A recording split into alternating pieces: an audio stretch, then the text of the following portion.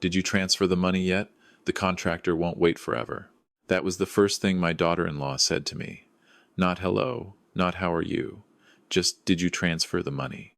I remember standing in my kitchen in Oakville, holding my phone, staring out at the backyard where my son used to play as a kid, the same yard where I taught him to throw a baseball, where he scraped his knees learning to ride a bike. I stared at that yard for a long moment before I answered her. "I'll look into it," I said. She hung up. I set the phone down on the counter and I thought, something is wrong. I just didn't know yet how wrong it was. My name is Gerald Whitmore. I'm 63 years old. I spent 31 years working in commercial insurance in Hamilton, Ontario, and I retired 4 years ago with enough savings to be comfortable, not wealthy, but comfortable. My wife, Patricia, passed away 11 years ago from pancreatic cancer. We had one son together. His name is Connor. Connor is 34 now. He's a good-looking kid, tall like his mother, with her green eyes. Smart too, always was. He studied hospitality management at Ryerson, now Metropolitan University. I still forget to call it that, and after a few years managing other people's restaurants in Toronto, he told me he wanted to open his own place. I was proud, genuinely proud. Patricia always said Connor would do something creative with his life, and she was right. Connor came to me 2 years ago with a business plan, 40 pages, printed and bound, with financial projections and market research, and a whole section on the Leslieville neighborhood in Toronto's East End, where he wanted to open. He sat across from me at this very kitchen table and walked me through every page. I asked questions, hard ones, about the lease terms, about his head chef, about his contingency fund.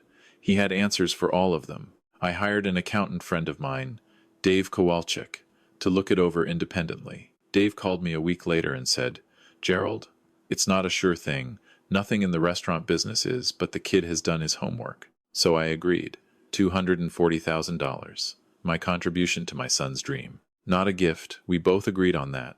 We shook hands and I had a simple loan agreement drawn up, but the kind of investment a father makes because he believes in his child, because he wants to be part of something that matters. Connor had been with his girlfriend, Renata Szabo, for about 3 years at that point. She was 31, worked in marketing, originally from Mississauga. She was polished, always dressed well, always said the right things when we were together. I won't say I loved her, but I respected her, and I trusted that Connor had chosen well. They got engaged 8 months after I signed the check. I told myself, this is good. Connor is building something, a business, a marriage, a life. I had helped make that possible. A father couldn't ask for much more. The restaurant was going to be called Terrace and Grain. Farm to table, locally sourced, the kind of place that does a long Sunday brunch and a focused dinner menu on weekdays. Connor sent me photos of the space during renovation.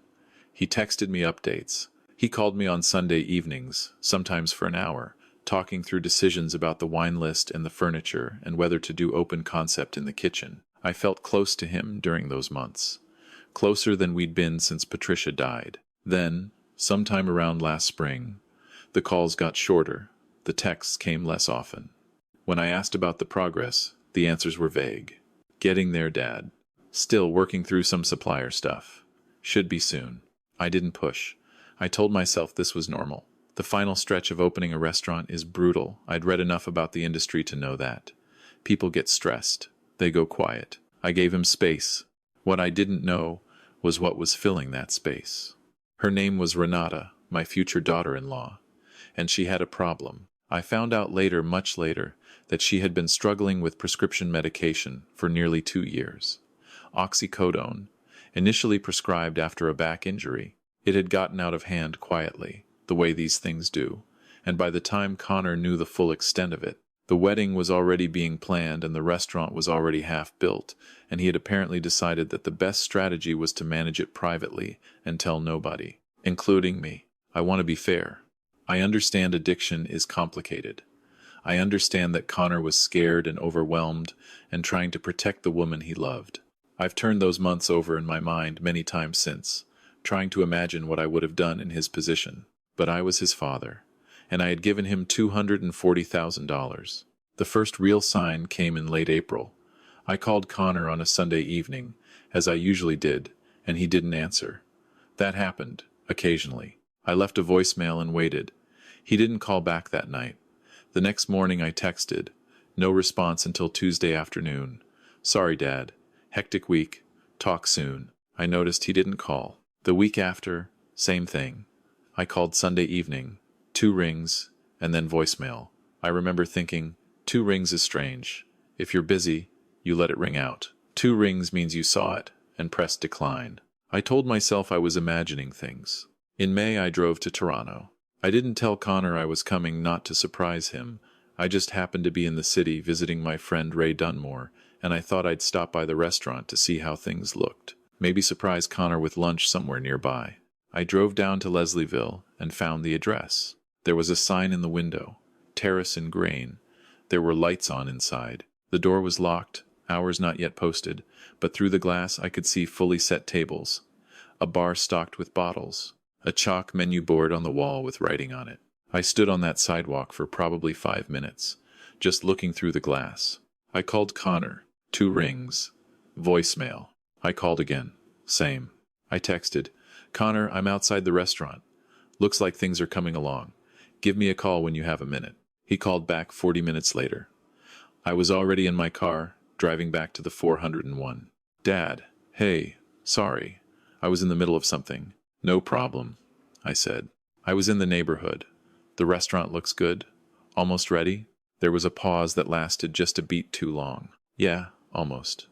Few more things to sort out, probably another few weeks. The menu board had writing on it, I said. Oh, that's just we've been doing staff training, testing the menu. Nothing official. Okay, I said, looking forward to seeing it when it opens. Make sure you let me know. Of course, Dad. You'll be one of the first calls I make. He was not a boy who had ever been a good liar. He got that from Patricia. She couldn't lie either. Her voice always lifted slightly at the end of a sentence when she wasn't telling the full truth. Connor had the same tell. I heard it clearly on the phone that day. I just didn't understand yet what he was lying about. I drove back to Oakville with an uneasy feeling I couldn't quite name. The kind of feeling that lives in your chest and doesn't go anywhere. 3 more weeks passed. I heard nothing. I called the Sunday before the long weekend in May. Straight to voicemail. The Sunday after the long weekend. 2 rings. Voicemail. I sent a text. Connor, everything all right? Haven't heard from you in a while. Miss our calls. He responded the next day. All good, Dad. Just super busy. We'll call soon. He did not call soon. At the end of May I called again. This time it rang 5 times and then someone answered who was not my son. Hello? A woman's voice, Renata. Renata, hi. It's Gerald. Is Connor around? He's busy, she said. Not unkindly, but brisk. Final. Like she was reading from a script. Oh, is everything okay? I've been trying to reach him for a couple of weeks. Everything's fine. He's just been dealing with a lot. I'll let him know you called. She hung up before I could say anything else. I sat with my phone in my hand for a long time after that. I am not a man who panics easily. 30 years in insurance will do that. You spend your career looking at worst-case scenarios so that other people don't have to. And eventually you develop a certain steadiness about uncertainty. But something about that phone call with Renata put a cold stone in my stomach. The next day I called Dave Kowalczyk. I told him what was happening. Dave listened without interrupting, which is one of the things I've always appreciated about him. Have you heard anything about the restaurant opening? I asked. Funny you should ask, Dave said. My nephew lives in Leslieville. He mentioned a new place on Carlaw opened a couple weeks ago. Farm-to-table type thing. I didn't connect it. My hand tightened on the phone. What's it called? I asked. There was a pause, while Dave checked something. Terrace and grain, he said. I didn't say anything. Gerald? You there? I'm here, I said. I called Connor immediately. It rang twice and went to voicemail. I called Renata. She answered on the 3rd ring. Gerald. The restaurant opened, I said. Didn't it? Silence. Renata. The restaurant is open. I just want to know when. I heard her exhale. When she spoke again, the brisk efficiency was gone. In its place was something more careful, practiced. It was a week and a half ago, she said. We had a soft opening, just close friends and family. I let that phrase sit in the air for a moment. Close friends and family. I wasn't invited, I said. Connor wanted to keep it small. He was worried about the pressure of having you there, given she stopped herself. Given what? Another pause. Given how much you'd invested, he didn't want you to see it before everything was perfect. I see, I said. I don't think I said anything else. I may have said goodbye. I honestly don't remember. What I remember is setting the phone down and walking out into my backyard and standing in the early June afternoon for a long time, looking at nothing. My son had opened his restaurant. The restaurant I had given him $240,000 to build, and he had not told me, had not called me, had not invited me, had actively avoided my calls for weeks leading up to it, and for a week and a half afterward, while his restaurant was running, and I was sitting in Oakville, wondering why my son had stopped talking to me. I want to tell you I was angry. I was. But more than the anger, there was something quieter and harder to name, something like grief. The kind that settles over you slowly when you realize the version of a relationship you believed in wasn't entirely real. 2 days later, Renata called again. Gerald, I wanted to say Connor and I talked, and we'd love to have you come in. As our guest. We want you to see the place. The shift in tone was so complete it would have been funny under different circumstances. That's very kind, I said. But before we arrange that, there are some things I'd like to understand better. Of course, she said. Warm now. Open. The loan repayment schedule we agreed on, Connor, and I, was the first installment at the 18-month mark. That's coming up in 3 months. I just want to confirm we're aligned on that. A beat.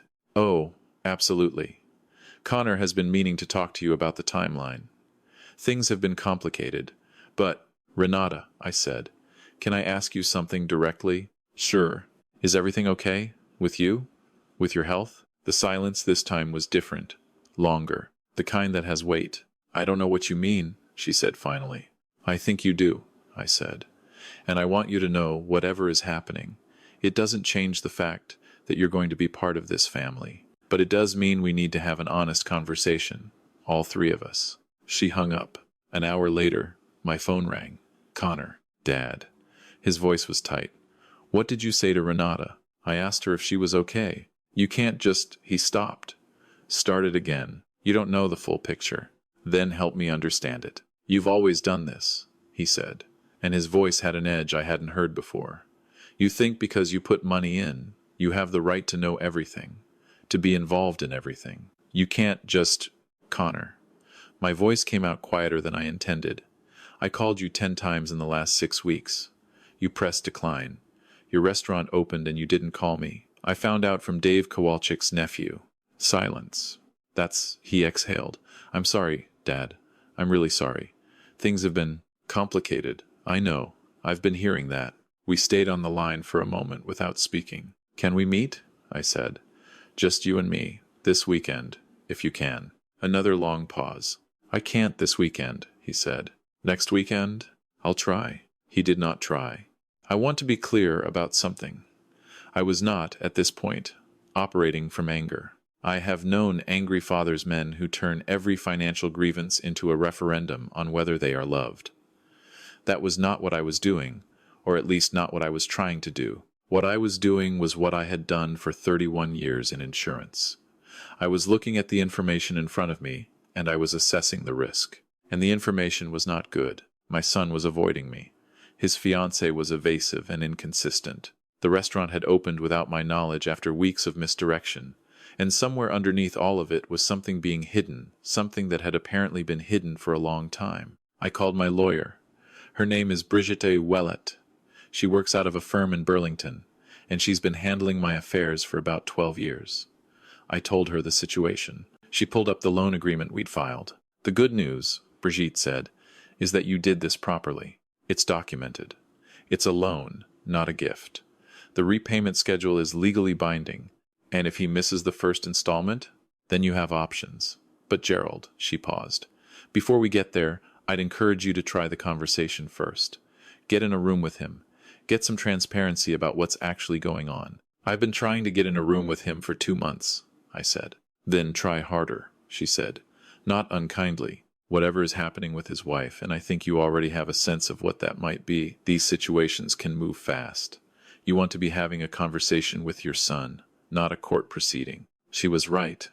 I knew she was right. I drove to Toronto on a Tuesday morning, without calling ahead. I arrived at Terrace and Grain at 11:30, just before lunch service. The restaurant was beautiful, I'll give them that. Warm wood paneling, large windows onto the street, small candles on every table even in the daytime. The menu chalked on the board was thoughtful and specific. Ontario lamb, PEI oysters, a smoked trout dish that Connor had talked about for months. My chest hurt looking at it, if I'm being honest. This was his dream, and it was real, and it was good. The hostess, a young woman who didn't know me, offered me a table. "Actually," I said, "I'm here to see Connor Whitmore. I'm his father." The flicker that crossed her face was brief but unmistakable. She knew who I was, or at least she knew something. "Of course," she said. "Let me get him." Connor came out of the kitchen 3 minutes later. He was in his chef's whites, and for a moment when I saw him, really saw him, for the first time in months he just looked tired, not guilty, not defiant, just exhausted in the way that people get when they've been carrying something very heavy for a very long time. "Dad," he said. "Hi, son." We sat at a table near the window. He took off his kitchen towel and folded it on the table between us, and looked at his hands. "I owe you an explanation," he said. "You owe me several," I said. "But start wherever you need to." What he told me over the next hour was this. Renata's problem had started before they were engaged. He had known about it, not the full extent, but enough, and had convinced himself that he could manage it, that the combination of her own willpower and his support would be enough. When it became clear, about a year ago, that it wasn't enough, he had enrolled her in an outpatient program in Toronto. She had been attending. She was trying. The restaurant opening had been pushed back twice because of it. The stress of the delays had cost more money than projected, not from the construction, but from staff turnover, from lease penalties, from carrying costs that mounted while the opening date kept moving. By the time they finally opened, they were over budget by about $60,000. He hadn't told me because he was ashamed, and because he knew that if he told me, I would have questions he couldn't answer about the money, about Renata, about all of it, and he didn't have the energy to answer them. "So you stopped answering my calls instead," I said. He looked at the table. "Connor." I kept my voice level. "I would have helped. You know that." "I know. The money issue, we could have talked about it. If you needed to renegotiate the repayment timeline, we could have talked about it. I'm your father. That's what I'm here for." "I know, Dad." His voice cracked slightly on the last word. "I know." I looked at my son across that table. This restaurant that he had built, that existed in part because of me, surrounded us. I thought about Patricia and what she would have said. I thought about the backyard in Oakville and the baseball and the scraped knees. "I need you to do something for me," I said. "I need you to stop making decisions about what I can and can't handle. I am 63 years old. I have buried my wife. I have built a career and a life, and I have been here, through everything, waiting for you to let me in. Don't protect me from the hard things. That's not your job." Connor didn't say anything for a moment. Then he nodded. We talked for 2 more hours that day. About Renata's treatment and her progress. About the restaurant's finances and what was realistic in terms of repayment. About what the next year needed to look like. I didn't resolve everything. You don't resolve everything in one Tuesday morning, but we agreed on a few things. Renata would continue her program. Connor would stop intercepting information that he thought I couldn't handle. The loan repayment would be restructured with Brigitta's help pushed back by 8 months with a formal amendment to the agreement. And Connor would call me on Sundays, every Sunday, even if it was only for 10 minutes. He called the following Sunday. And the Sunday after that, I want to tell you that everything was fine after that. It wasn't. The weeks that followed were not simple. There were difficult conversations. I haven't told you about a night in July when Renata relapsed and Connor called me at 2 in the morning, not knowing what to do, and I drove to Toronto and sat with him in the parking lot of the treatment center for 3 hours while she was inside. There were moments when I was angry, and moments when I was frightened, and moments when I felt the full weight of what it means to love someone you cannot fix. But I was there. That's the thing. I was in the room. Renata completed her outpatient program in September. She is doing well, from what I can see. She has never directly apologized to me for the months of evasion and misdirection, and I'm not sure she needs to. Not yet, but she has been different. More present, more honest. At Thanksgiving dinner at my house in October, she helped me with the dishes afterward and said, quietly, while we were standing at the sink, "Thank you for not walking away." I thought about that for a while before I answered. "You're going to be the mother of my grandchildren someday," I said. Walking away wasn't something I was willing to do. She nodded and didn't say anything else, and we finished the dishes. Connor and I talk every Sunday. The restaurant is doing well, better than the projections, actually. He sent me a photo last month of the review in Toronto Life. I printed it out and put it on my refrigerator, next to a photo of him and Patricia from when he was about 7, standing on the dock at a cottage we used to rent in Muskoka. He looks a lot like her in that photo. He always has. I'm telling this story not because I want sympathy. I have a good life. I am healthy. I have a son who talks to me. That is more than a lot of people have. I'm telling it because I know there are other parents out there who are sitting by their phones wondering why their son or daughter has gone quiet, wondering what they did wrong, wondering if the distance is permanent. Sometimes it's not about what you did. Sometimes the people we love go quiet because they're frightened and ashamed, and they don't know how to let someone in when everything feels like it's falling apart. That doesn't make the silence less painful, but it does mean the silence isn't always the end of the story. If I had one thing to say to my younger self, to the version of me who signed that check 2 years ago and assumed that love and good intentions were sufficient, it would be this: get everything in writing. Not because you distrust your children, but because clarity is a form of kindness. A documented agreement protects both people. It removes ambiguity. It means that when things go sideways, and in life, things go sideways, you are having a conversation about terms instead of a war about memory. And if I had one thing to say to the parents who are reading this and recognizing something of themselves in it, your money is not what your children need most from you. What they need is for you to be unmovable, to be the person they can call at 2 in the morning in a parking lot and know you will come. That is what you are building. Every year, every Sunday phone call, every uncomfortable conversation you don't run away from. The investment that matters most doesn't go in a bank account. Connor called last Sunday. We talked for 53 minutes. He told me about a new dish he's developing for the winter menu, a braised short rib with wild mushrooms from a farm up near Owen Sound. He described it in more detail than I probably needed. I told him it sounded incredible, and it did.